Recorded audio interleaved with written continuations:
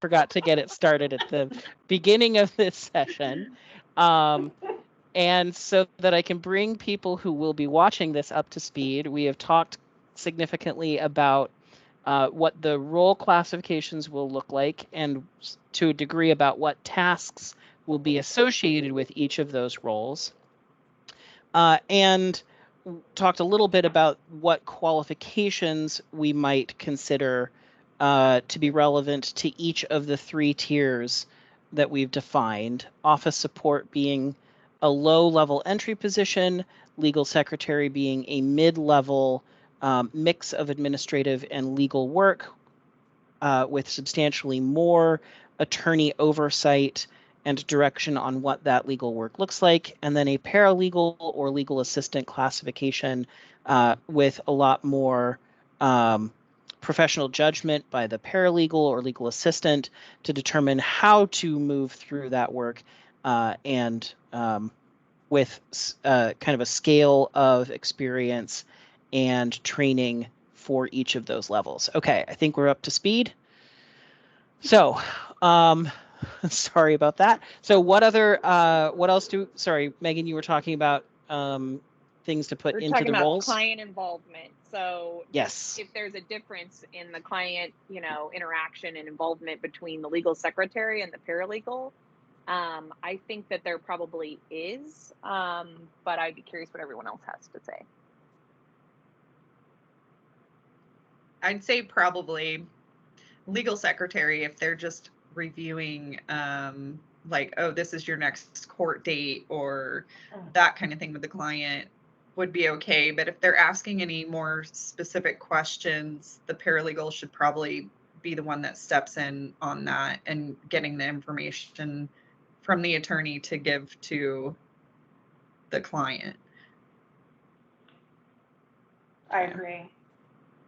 I mean, I have gone to, because I know my attorneys are not always available, so I have gone to attorneys and said, hey, so-and-so called about this. Is there a message I can relay, in terms of next steps or anything like that? So that is something that I would do, again, sometimes on my own, but mostly under the supervision of attorneys.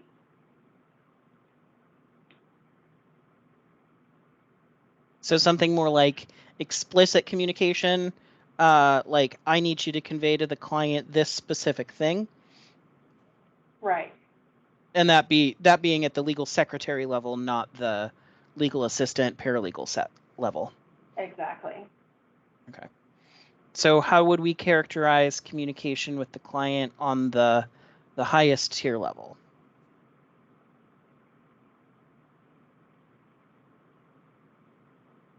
I think we could be like a little bit more detailed, but like practicing law. Like right. I've done, like, if a client would like a bail motion hearing scheduled, I've done that without my attorney's, direction. If it's something we've discussed, you have a general idea of how things are going in the case and what next steps are. So there is some autonomy there without crossing over into practicing law at the legal assistant paralegal level.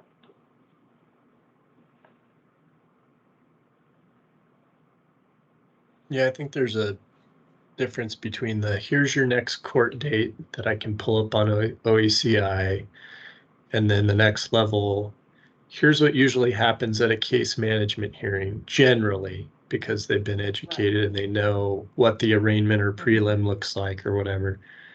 And then that next third level being more like, hey, we're still waiting on, you to tell us how much money you can afford to do for this civil compromise we're trying to get through for you or help you with, or this, or here's what your attorney is waiting for or what they're working on, and that kind of like you were just describing. Right. I'll just say I wanted to say I appreciate that because we, as investigators, we deal with the same thing. We can't give legal advice, but we can give them their next court date. Our most scariest part is when the attorney ask us to explain the plea deal. So we do not allow investigators to do it. My husband, but he's former law enforcement. He's got all the knowledge, so he knows what he can and what he can't say. But just to casually speak that way, it terrifies me that it's not clear what they can and what they can't say. Okay. So there needs to be some kind of training requirement for that third level about the line between what is like education about the process and what is practice of law, and where you need to, because I'd say discussion of a plea deal, that gets into dicey territory of, Right. Is this a good one? Right. Well, should I do this? Yeah. I mean, Well, just discussing something- a simplified process of that is very different than discussing a plea, in my opinion. Right. And something as simple as, what do you think? People just casually talk, and that could destroy us. Yeah. Okay. We're not allowed to do that. Okay. I'm starting to wonder if we should have a list of things they shouldn't do. So as it happens, there are explicit lists of what a paralegal shouldn't do. NALA has a few things, like everywhere I've looked, there is a defined list of what shouldn't happen. And the ones for NALA, I threw in here already. So the forbidden tasks are establishing an attorney-client relationship, which I think the way that it's phrased probably means like the actual like going out and finding clients piece. I would also say here, given some of the experience that and this is a different work group, but we have to be careful not to use case managers in place of attorneys to develop a client relationship, because that is really more of an attorney's role, is to develop that relationship to ensure that it's functional. So that may be a piece of that as well. But setting legal fees, not a thing you can do.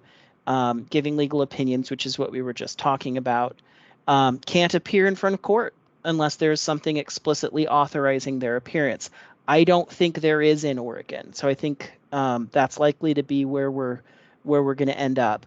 If somebody has better information about Oregon's use of paralegals outside of that licensed paralegal program, where they can do some limited appearance, I think that's probably where we're stuck. Is you can be in court, but you're not coming in front of the bar, right? You're going to be back in the gallery as a support role. Speaking of that, I would love to see something in one of these, probably not for office support, but for one of the next two levels, to have some sort of requirement to have observed even just one hearing of every type. Nothing big, but like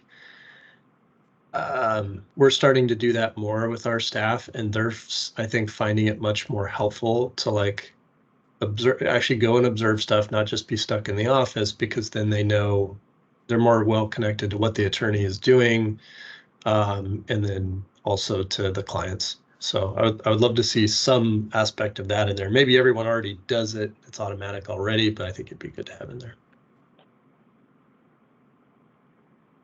I see no reason not to have people go see court. Is that something we want to make an explicit requirement at a particular level? And if so, which one? Maybe like the legal secretary level would be good when they're learning kind of more of the process. The office support, well, I mean, it would probably be good.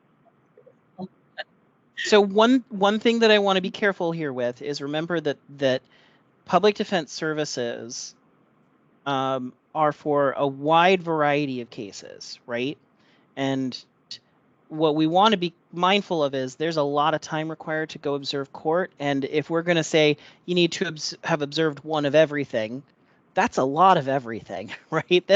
But Do we want to have maybe like a specific number of hours of court observation? It might be more flexible. Mm-hmm. Well, and certainly I would definitely mean, and I think you already are assuming this, but I would definitely mean only what that office actually deals with. You know, yeah. Sure. Okay.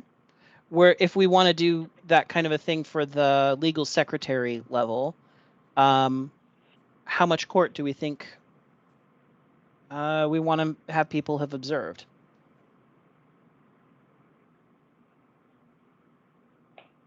Well, I mean, different things take different times, right? A status check hearing might be 15 minutes, as to where a trial could be up to 2 weeks, depending on what type of charges there are.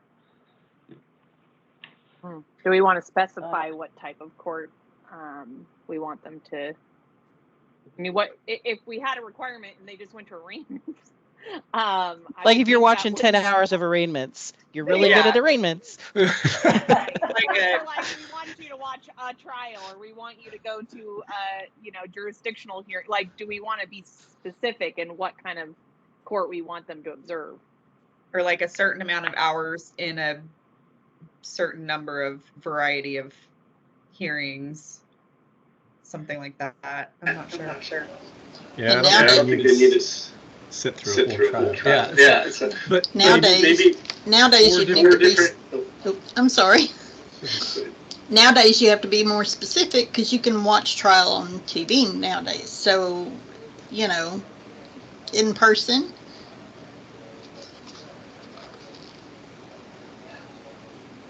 What about we could have a specific number of overall hours to watch, of which a subset number of hours has to be substantive, like with a substantive issue before the court.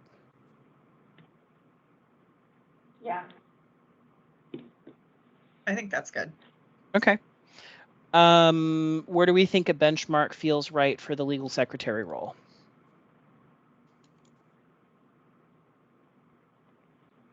$5 hours. That's what I'm I was just making thinking. things up. Yeah, I was gonna say 4 is probably plenty. You know, yeah. Okay. Yeah, it doesn't need to be a huge amount. And maybe one of that has to be substantive? Yeah. Okay. And do we feel like we need, that's just like the benchmark legal secretary, and we anticipate that kind of thing is going to be happening more routinely as you work towards paralegal? Or do we want to be explicit about an increase in the amount of observation that has to happen before you can hit the paralegal level? And do we have a preferred term here? Do we want to use paralegal, legal assistant, or explicitly say you can call it one of these two terms? They are synonymous. I would say both, because it just depends on where you're at, on which they use. I have a question too.